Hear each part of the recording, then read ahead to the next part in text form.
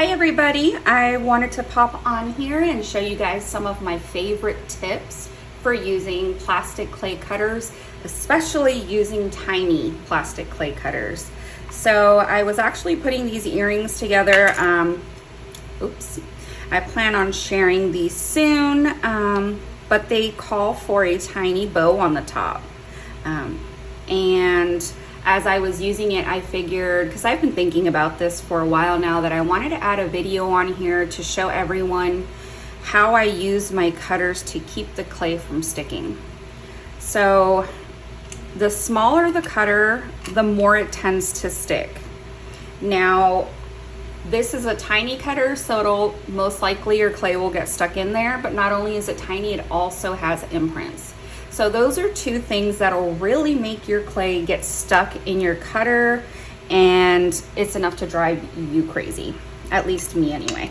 So the first thing we're gonna do is we will take our clay, and we wanna make sure we're using a shiny surface. Anytime you're going to use your cutters, you wanna make sure that you're using a shiny surface and that you're rubbing your clay onto that shiny surface so that we know it is not going anywhere. All right, so once we have our clay on there, there are different ways that we can actually go about doing this. One way is to just use water and then make your cut. Another way is to lightly rub some cornstarch on your clay and also dip your cutter in the clay, tap off the excess, and then make your cut. And then there's the double cut. So I'm going to quickly go through all of them just to show you the different methods that there are. So I think I'm gonna start first with just the water. Now, my favorite time that I like to use the water is when I'm using an imprint with a larger cutter, because it just gives me a very smooth, nice imprint. But watch what happens if we use a small cutter and just water. That is going to happen. It will get stuck. And that is probably one of the most frustrating things that can happen. Well, to me, doing clay is getting your clay stuck in your cutter. So I know how frustrating it is for me, and I figured this is why I will make this tutorial. So we know for the smaller cutters that have imprints, water alone is not enough.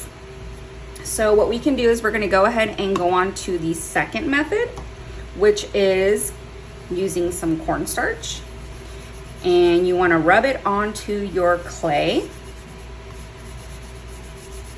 With cornstarch, it does not dissolve in water. So once you make your earrings or your shape, you want to wash your piece afterwards. What I like to use is a toothbrush and some soapy water to clean all of my pieces.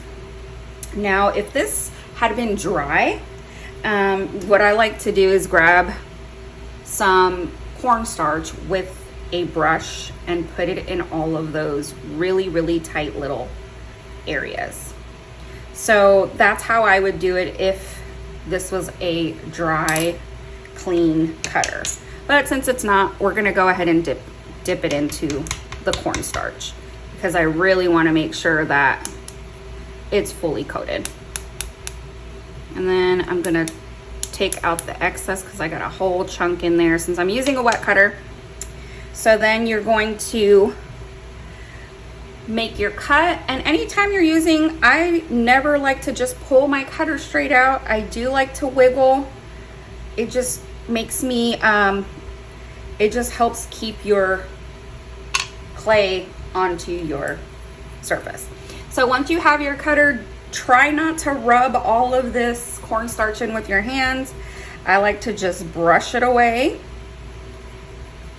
And as you can see, let me lift this up here for you guys. If I was to use my fingers to try to dab all of that away, I would actually rub it in more into my clay. So here's a tiny bow using the cornstarch. I love using the cornstarch. It just, is an extra step when you're going to wash your pieces, so keep that in mind, but it works great. Then you would bake it as normal. after it's done baking, take a little toothbrush with some soapy water and clean all of your pieces. So that is one way to use our small cutters. And then the last way that I wanted to show you is actually the double cut. And the double cut is just pretty much, we're gonna use water again.